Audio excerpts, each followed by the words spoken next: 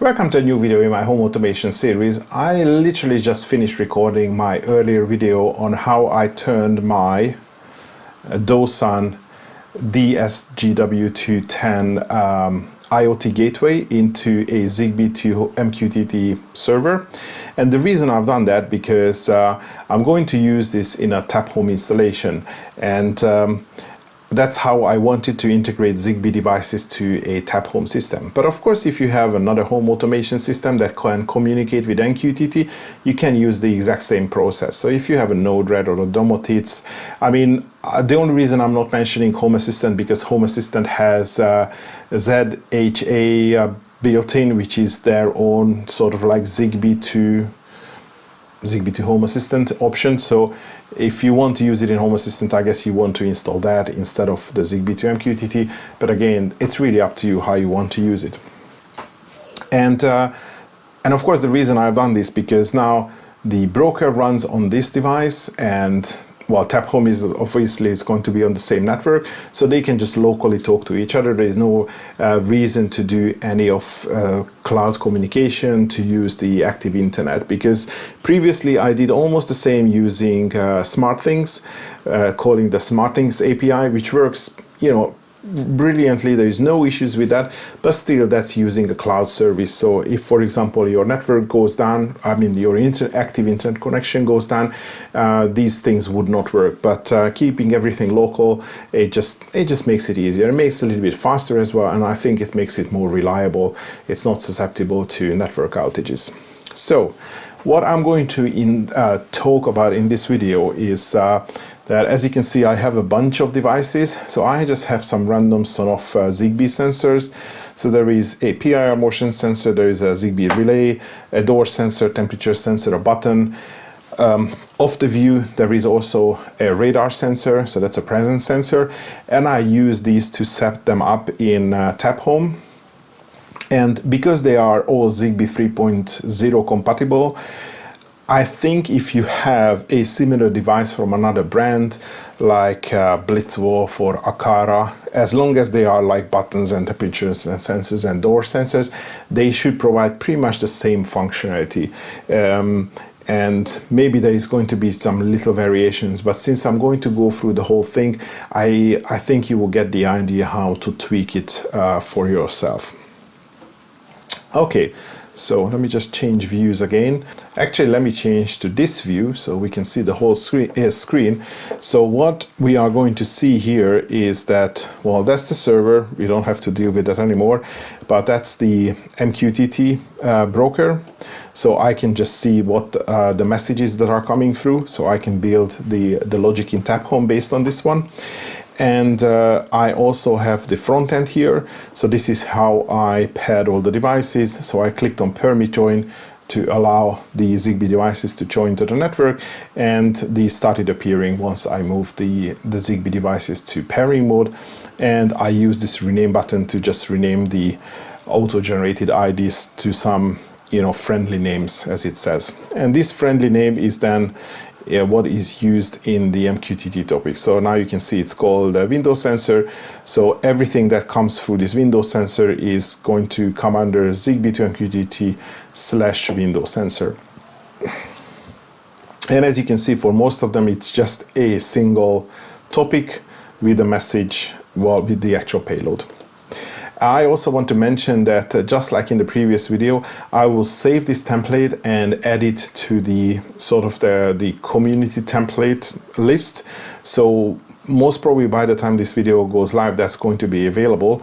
So when you do this, you can click on add from template, and then you should be able to find something which is, I think it's probably going to be called Zigbee2MQTT, and under this you find these 5 or 6 devices that I've created as a template, so you can just quickly import them.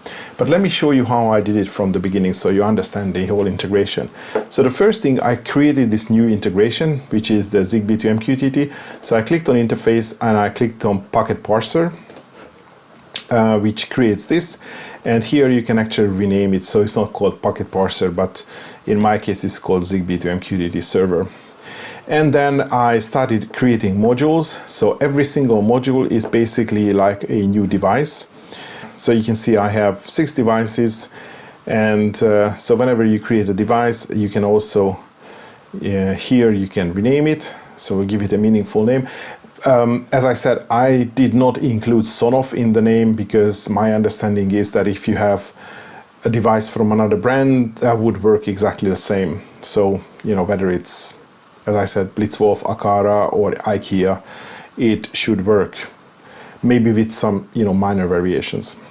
So you create a module, and what you will do again is that you won't create you won't click on add module, but you will create select from the template.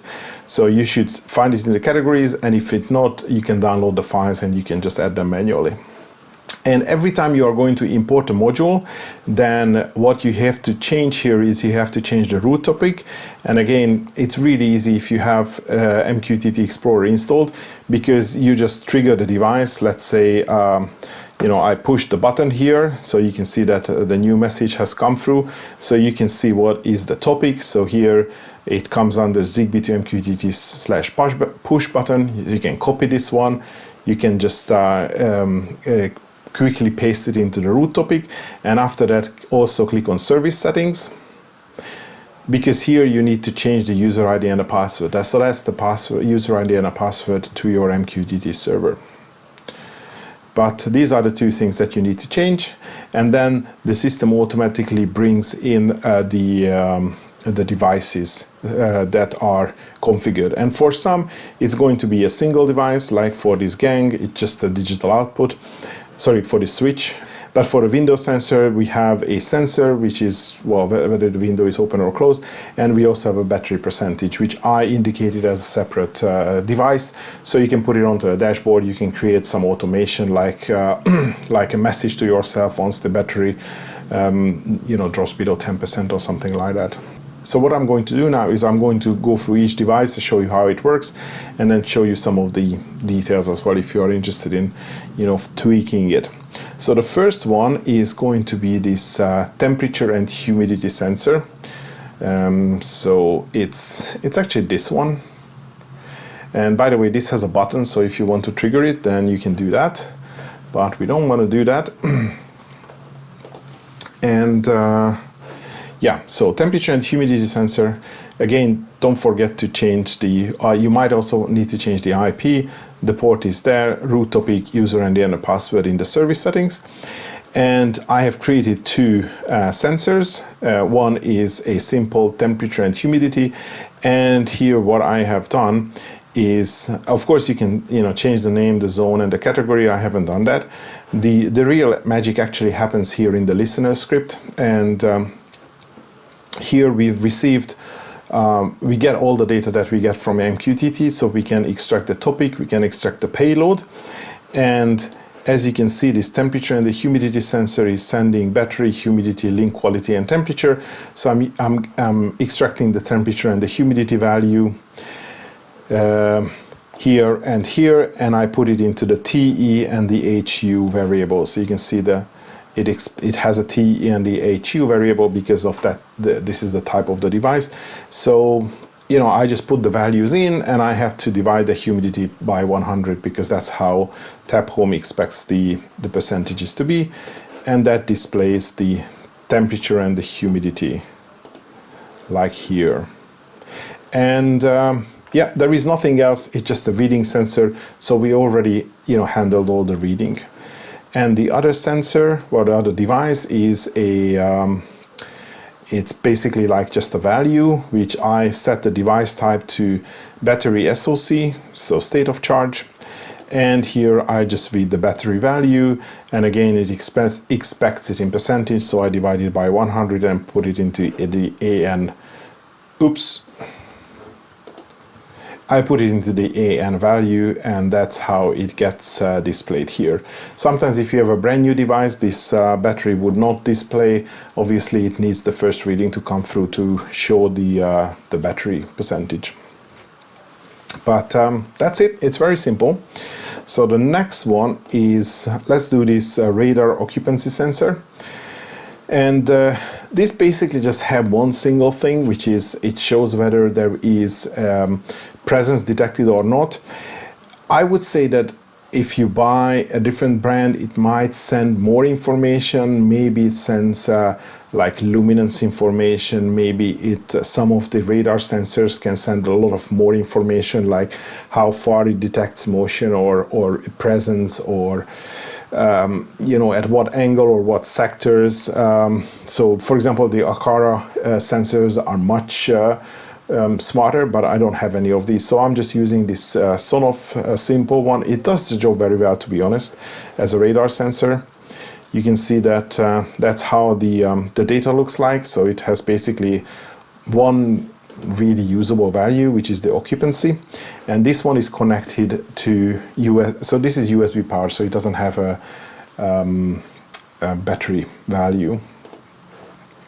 So I configured a simple input, which is set to device type presence detector, and I read the occupancy data, and if the occupancy is true, then I set the RC. You can see RC is 1, so that's presence detected or occupancy detected, and 0 if occupancy is not detected. So it's going to switch between these two statuses, and the only reason I added this is null, and I also added this one here because I noticed that this information does not come all the time. So sometimes the sensor sends an update, but it doesn't detect the occupancy value in case it doesn't change. So I needed to handle those scenarios as well.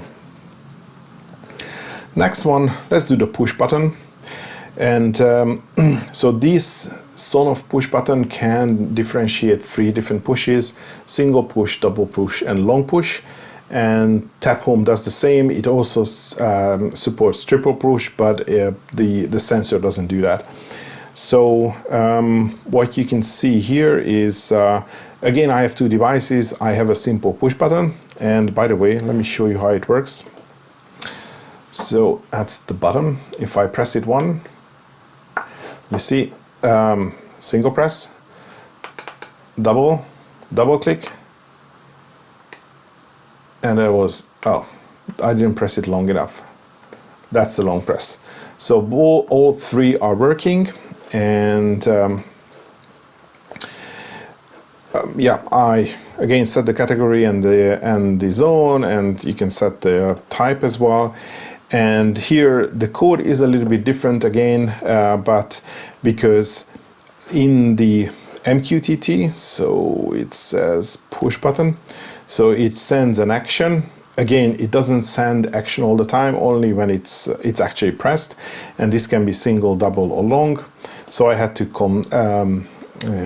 handle these 4 states. So we check if action exists at all, and if it action and if it exists and it's the value single, then the value is 1. If it's double, it's 3, and if it's long, it's 2. So that's how I mapped the statuses in TapHome with the actual wording in Zigbee2MQTT.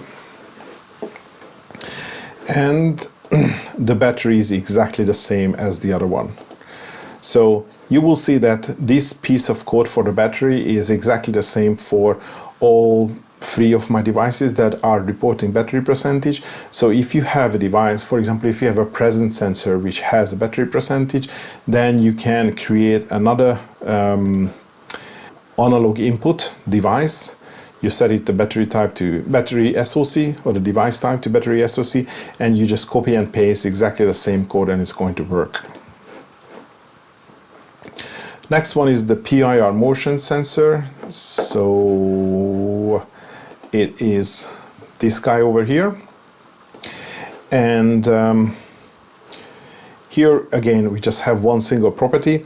Although this is battery powered, for some reason this is not reporting battery values. As you can see, it only says link quality and occupancy and what the state is. So I'm not sure why it is not sending battery, but I've checked all of the messages and none of them includes battery. So again, most probably if you use a different brand, they might send battery information as well, so you can create a separate battery device. But here I just created another read contact type device, but I set it to device type motion sensor, so it displays this figure. and it is very similar to the radar sensor. It is also sends the occupancy attribute, so you can see occupancy. And so we check that if that exists, and if the occupancy is true, we set the RC to 1, otherwise we set the RC to 0. So that flips the state for this device, whether it says motion spotted, or I'm not really sure what's the other one. I think no motion spotted, or motion cleared, I think it says. Next one is the door and the window sensor. So this guy here, so it has this main unit and its magnet. And for this I created again 2 different devices. There is a, this is actually a read contact as well, but it has a device type of a window sensor, and you can change it to door sensor as well, or garage door sensor, which one makes more sense for you. Yeah, probably these 3. And here the value is actually called contact. So if you see the window and door sensor, it says, so it sends a lot of other stuff, like it sends battery and battery low separately, but the one thing we really care about is this contact. So it either says true or false, and so we check if contact exists, and then based on whether the contact is false, we set it to 0, and if it's true, we set it to 1, and if it's false, we set it to 0 and 1. So it's slightly the other way around, but it actually works. So let me show you this one. Can we see the sensor? Now we can see it. So now the door is closed, and now the door is open, and closed and open. Wonderful. Okay, good. And then finally, we are at the 1 gang switch, which is this one. So this is just a Zigbee Mini from Sonoff, and let me change here. So it has a digital output, that's all it does, and what it can do is I can set it, and I think you can hear that the relay works, so the relay clicks. So I can operate it from TapHome, obviously. And if I take a pan, so I'm just going to simulate that the button is pressed here, which should be connected here, but I can simulate it with this small push button here. You can see that the status changes here as well. So the communication works both ways, and that's what we want. And it's a single device, obviously it's connected to mains power, so this is never going to report any battery status. But if I go into the device, then you see it's just a simple switch, digital output, and that's how the listener topic works. So that's listening to the when you press the button, or when this output is switched using the button or the switch. So it's looking for the state. By the way, you can see it here, 1 gang switch. So it just has a link quality and a state, that's it. So it's looking at the state, and based on whether the state is on, it switches this ST output to 1 and 0. And whenever the topics arrive, then it says it in a base topic variable, which is actually defined here. Because when I change the output from TapHome, I need to write this information back to MQTT. So the other bit of trick with this relay is obviously all the devices that I used before are just simple sensors. So I get updates from the sensor, but I never have to send an update to the sensor because there's nothing in it which sort of actuates. But here, obviously, if I want to change the output, I want to switch the relay, I have to, send this data out when I, click on the button in TapHome. So I have to use this write digital output code or function. And here I can send an MQTT message. So in Zigbee2MQTT, you set an information to the /state topic. So if I show you this one, so I have the Zigbee2MQTT 1 gang switch, and then it has a set sort of subtopic. And if I only want to change the state, then I set either state on or state colon on or state colon off to operate the relay. But here the way they define this MQTT publish method is that I have to provide the base topic. So this is why I save the base topic, because otherwise there is no other way of getting this base topic. I mean, it's obvious it's configured in the module, but it's not available as sort of like a variable, something that I can use in the code. So I've done this bit of a trick, which means that unless you receive a message from this device, TapHome doesn't know what the base topic is, because that only gets saved in the listener script. So it means that you can only switch this from TapHome once it was operated using the local button, or the button on the device. So that's a little bit of like a sort of like a backward thing, but that's the only way I could get this to work. Otherwise, what you would need to do is you have to provide the full topic here, which you can obviously do, but I wanted to make the setup process a little bit easier. So again, if you don't want this type of functionality, then you would need to change this to, well, in this case, change it to this. So then it gets the it has the full topic. So the Zigbee2MQTT / the device name / state. And of course, then I set the status on, status off, depending on when whether this got switched to on or off. And that's it. That's really all there is to it. And of course, I could make it more complicated. If you have like a 2-gang switch, then if this would be like a 2-gang switch, then I would need to duplicate this device. So I create another device, and of course then the topic where the state is going to be slightly different. I don't have an example of that, but again, you can just use MQTT Explorer to see how the messages look like. You operate your 2-gang switch, and you see how maybe it's going to be state 1 or state 0, state 1 or something like that, relay 0, relay 1. So then you have to change the code here accordingly, and of course you have to change the set topic, or the set payload differently. I think the topic is going to be the same, but the payload itself would probably also indicate whether you are switching the first relay or the second relay. So I don't have an example of that. Maybe I will have one in the future and I can just give it a try, but that's how it looks like at the moment. So I think that will be all on how you can use Zigbee2MQTT server to integrate some basic Zigbee devices to TapHome.